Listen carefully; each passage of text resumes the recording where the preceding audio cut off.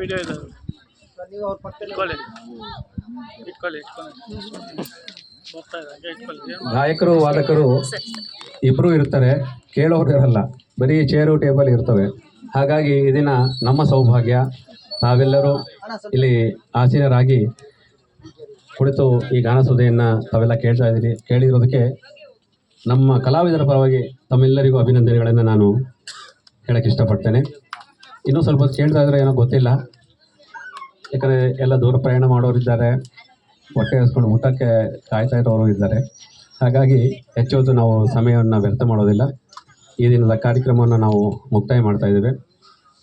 ತಾವೆಲ್ಲ ಮುಂದಿನ ಕಾರ್ಯಕ್ರಮಗಳಲ್ಲಿ ಹೀಗೆ ತಾವೆಲ್ಲ ಕೈ ಜೋಡಿಸ್ಬೇಕು ಅಂತೇಳಿ ನಿಮ್ಮೆಲ್ಲರ ಆಶೀರ್ವಾದ ನಮ್ಮ ಕುಟುಂಬದ ಮೇಲೆ, ನನ್ನ ಕಲಾ ಸೇವೆ ಮೇಲೆ ಇರಬೇಕು ಅಂತೇಳಿ ನಾನು ಸಂಪೂರ್ಣ ತಲೆಬಾಗಿ ತಮ್ಮಲ್ಲಿ ಕೇಳ್ಕೊಳ್ತೀನಿ. ಫೋಟೋ ಮುಂದೆ ನೋಡಿ, ಎಲ್ಲರೂ ಫೋಟೋ ಮುಂದೆ ನೋಡಿ. Hi sir.